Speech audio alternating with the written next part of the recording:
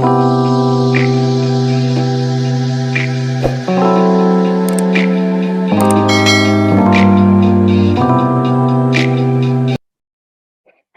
you precious humans. I'm Jamie Dawn, your evolutionary, revolutionary astrologer, bringing you your celestial wisdom for the week of May 21st through the 29th. We now have the sun in Gemini, and this brings back a lot of playful energy. Maybe we've been working with that Taurine energy. We're trying to build a future, do some real healing here, especially because we've had an eclipse in the sign of Taurus and Scorpio. And so there's some really good letting go of the past so that we can build a new future. And now that the sun is moving into Gemini, we can start to feel some of that innocence coming back, the curiosity. We may be energized when we connect with others. This can now also become a very social time for us. And so we can start to feel some of that, like I say, playfulness returning, especially because it's going to make a wonderful sextile with Jupiter in Aries. And if anybody loves to connect and have fun and just be jovial, let's do the sextile with Jupiter, Aries, and the sun in Gemini. And we can really get inspired and be optimistic as well with the sun and Jupiter energized by these signs, where it can help us feel as though there's hope returning, that maybe some things have been delayed because yes, Mercury is still retrograde in the sign of Gemini. It retrogrades back into Taurus this week as well. And so even though there may have been some delays, or there have been some miscommunications or things that we've had to redo and revisit, we can start to feel as though there is something in the future that we can work with and that we can feel really solid and independent, as well as express ourselves in a more self-care focused kind of way, independent. And this is also, I mentioned before in my last video about Mercury retrograde, it's a great time to tie up loose ends. And with the fact that we're working with the eclipse energy, and especially with it being so deep and powerful, and it brings out a lot of old stuff for us to be able to wrap up, to be able to finalize so that we can move forward. And I'm even going to go further than the 29th, and I'm going to put another pin on the map here of the 30th, because it's a new moon in Gemini, and Gemini is playful and it's light and it is youthful, and it just brings out all of this wonderful energy to get a little bit, I think of the dragonfly, right, where it hovers on the surface of water and it just kind of dips its little toe, if you will, into the water, and it flits and it floats, and that to me is very Gemini energy. Squirrels are also associated with Gemini. If you ever have a lot of Gemini in your chart, you know this, you'll find that a squirrel will often that there's a conversation that will take place, and then it's like, oh wait, what was I talking about? Squirrel, you know.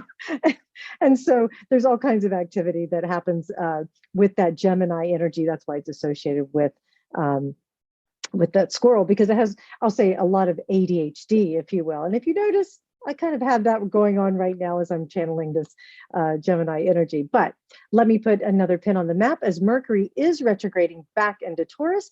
And so think back to the last week of April when Mercury was direct in Taurus. It hadn't gone retrograde just yet. So some themes are coming back to be revisited so that we can talk about it. Maybe there were some projects that you were working at, or you were looking at what's happening tangibly right now. You know, with Mercury and Gemini, we do a lot of talking about ideas or learning, but we're not necessarily putting anything into something tangible. When Mercury's in Taurus, we can bring these ideas down into practical form. And so if there has been delays, you've wanted to maybe talk about future plans within your projects or relationships or things like that, this is a time that you can do that. Also, like I mentioned, it's in the middle of eclipse time. So remember that eclipses are like new and full moon on steroids, and we can feel them a month ahead, a month behind. So if you didn't get it right on the weekend of the eclipse, which was the 15th, 16th, then just stay tuned, because it may be coming in the next 2 or 3 weeks.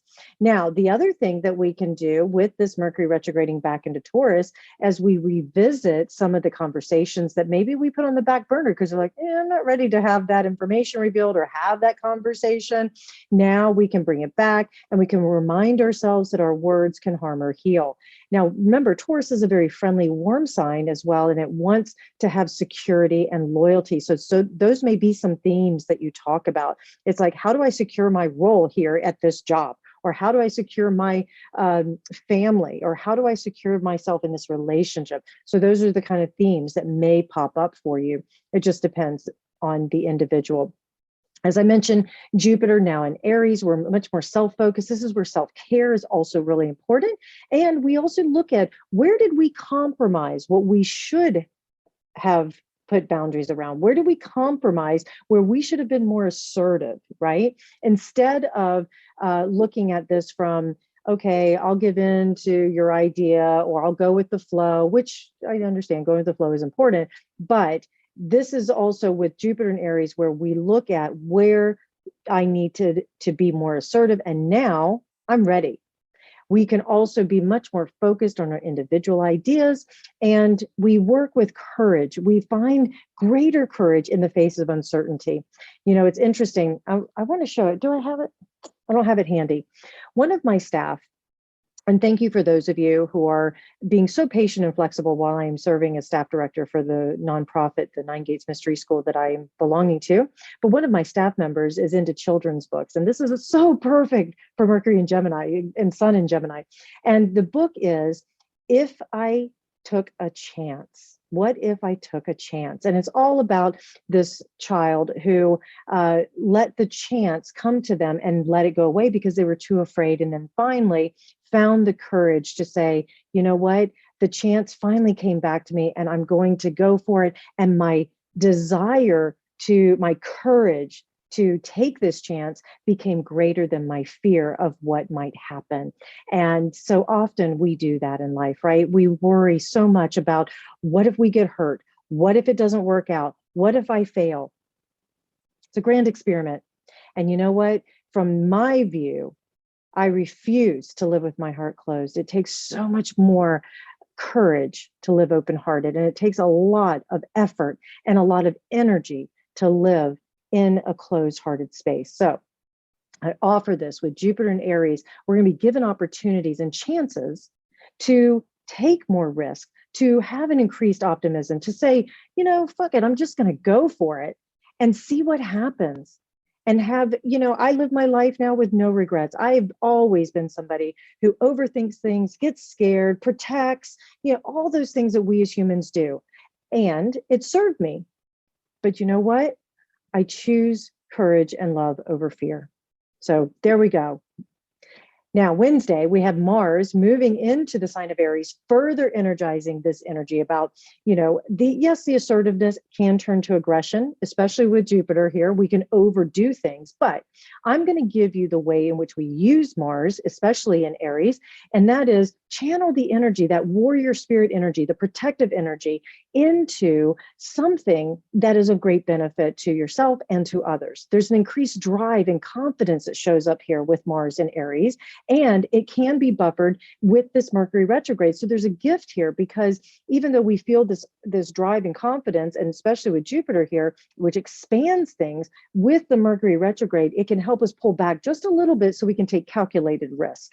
I'm not talking about being stupid when I say take risks, but you know what? Give yourself permission to just live in this open-hearted space. There's powerful new beginnings happening here with Mars in Aries. And one other thing to keep in mind, Venus will ingress into its sign of Taurus. Also, that'll happen Saturday. And I mentioned that new moon in Gemini on Monday. So the reason I'm bringing this up is that Mars is the ruler of Aries and Venus is the ruler of Taurus. So we're going to have the cosmic lovers in their home signs as well. So not only do we get the strength and independence and the courage and the passion and the protection of Mars, but we also get the gentle, soft, harmonious, artful, sensual side of Venus. And so this can energize our relationships. It can energize the way in which we approach life, in the way in which we approach ourselves. And we can say, you know what, I'm doing the best I can with what I'm given. Here's who I am. It helps us to become more authentic, which is another big eclipse theme that we're in right now. We can't hide who we are for long. The truth always comes out. It's just a matter of how do you want it to come out? You can either navigate it consciously, you can do it with your own choice, or you can let the universe decide for you by setting up certain situations that bring it out. Now, timing is always a funny thing, as I do say, but trust yourselves, trust your inner wisdom. You know what's best for you.